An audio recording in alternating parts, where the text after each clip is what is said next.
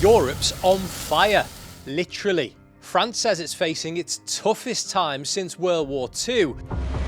And these unprecedented wildfires have thrown Spain into a state of national emergency. So it's a massive area we're talking about. It's really challenging circumstances. As soon as one fire gets put out, another one starts. Firefighters are working day and night, desperately trying to contain the flames. It's a race against time, though, with yet another heat wave on the way. So how real is the danger that even more of Europe could go up in flames? And beyond that, with climate change driving ever more extreme temperatures and increasing the risk of these wildfires, can we cope? Here's the breakdown. The French fire service has called it a David versus Goliath battle as 2,000 first responders fight to save industrial areas on the outskirts of Bordeaux. Across France and Spain, more than 300,000 people have been forced to leave their homes, and it might still get worse. On a la situation aujourd'hui qui est la plus dure qu'on ait jamais mesurée, la plus dure depuis la Deuxième Guerre mondiale. No rain is forecast until Friday, and it's not expected to be heavy. Meanwhile, another heat wave is on the way, with temperatures rising to more than 40 degrees in the affected regions. So, where exactly are these fires? In France, the wildfires are now just 15 kilometres from the city of Bordeaux, while in Spain, the worst of the flames are about 60 kilometres to the west of Madrid, as well as to the east near Castellón de la Plana. And taking a wider look, both countries have already been hit repeatedly by wildfires over the course of this summer. They're becoming more frequent, more intense and lasting longer, fueled by climate change. This year, Western Europe experienced the hottest June since records began, with rising temperatures straining ecosystems and infrastructure across the continent. The UK had a stark reminder that it's not exempt from the risk of wildfires earlier this month, with several outbreaks, including a major incident in Scotland's Cairngorms National Park. There is an intense focus on making sure that people are supported and that we get the fire under control. With a fourth blistering heatwave in 2 months arriving in Europe, how many more people will be forced to flee their homes, and how far could the fires spread across the continent? To help answer those questions, I'm going to bring in our own correspondent, Amelia Jenne. She's out in France covering the wildfires at the moment and has seen what is happening firsthand. Amelia, thanks for joining us. Just tell us then, whereabouts are you at the moment and how are things over there? So we're just west of Bordeaux, and actually we're in one of the sort of makeshift centres where people are coming to collect water to go and help the firefighters. This place is basically uncontainable for now. And the problem is that they keep setting off mini blazes, and volunteers and farmers have been coming down and helping firefighters put out those blazes. They've been watching out for them. We've watched men sort of running towards them with buckets to put them out, and as soon as they put one out, another one starts up. We met a couple who are winemakers who drove their tractor down, filling their tank with water to try and assist. And I'm not sure whether you're able to see behind me, but that's a small lake that usually you see people sort of fishing here. It's a popular holiday spot with a cafe.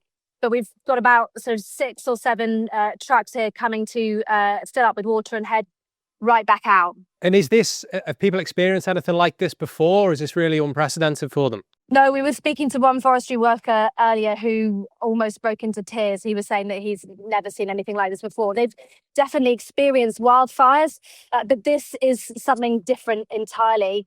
And what it's done is it's created this something that someone described to us yesterday as a meteorological nuclear bomb. It's called a pyrocumulonimbus, and it's never happened in France before. And it happens when a wildfire gets so big and so hot that it generates its own weather system, it creates its own winds, and that's really dangerous because you then have all of these sort of particles that can sort of fly around, get blown beyond the border of that fire and start a fresh fire. And so that's what the challenge is here. And they're saying it's just so big that there simply aren't enough planes that can come and drop retardant to put it out. So it really is all hands on deck situation here.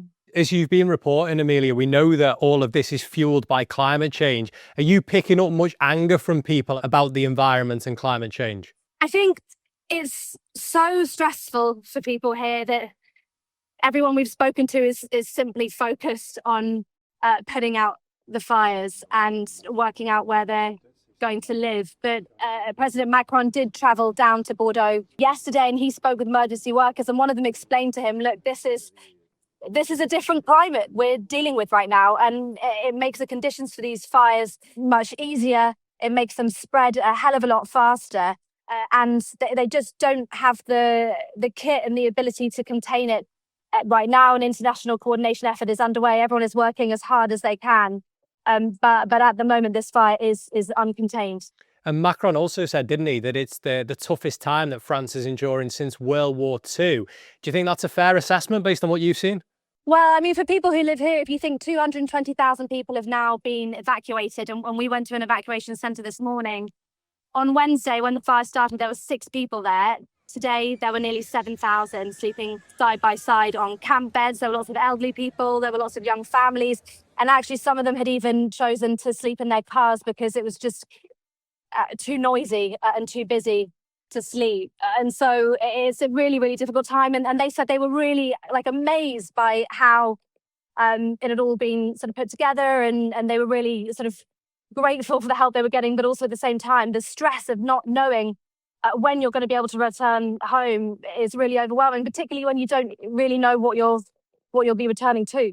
That's an enormous challenge, isn't it? What is going to happen next for these people? Well, we're not sure. And yesterday we went to the village of Le Borge, which is the worst affected of all of the sort of villages here.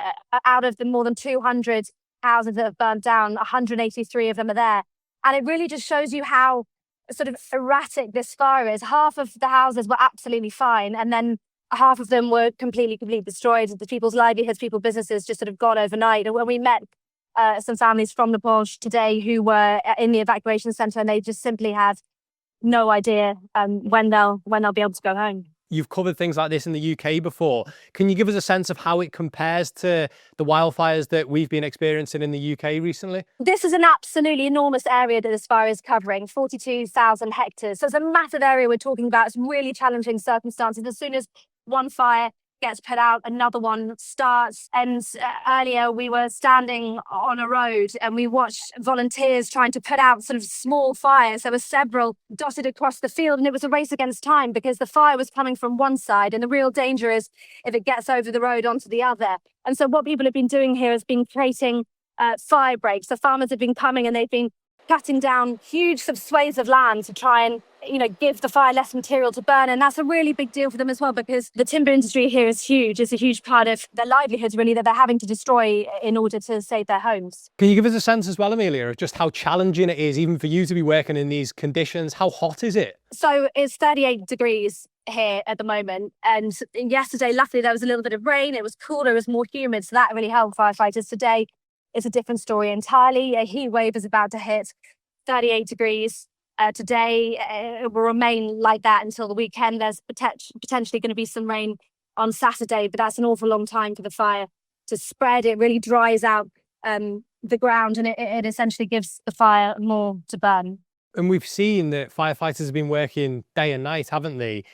As this kind of goes on through the days and weeks, do you get a sense of how is it possible to keep on top of this? Well, it's exhausting for them. They're doing 12-hour shifts, and also lots of volunteer firefighters have been brought to the scene as well, obviously leaving their jobs to come here and work extremely long hours and extremely challenging conditions. So it's heroic work from them, and also from all of the volunteers that we've seen today who've taken time off work to come down to try and put these fires out.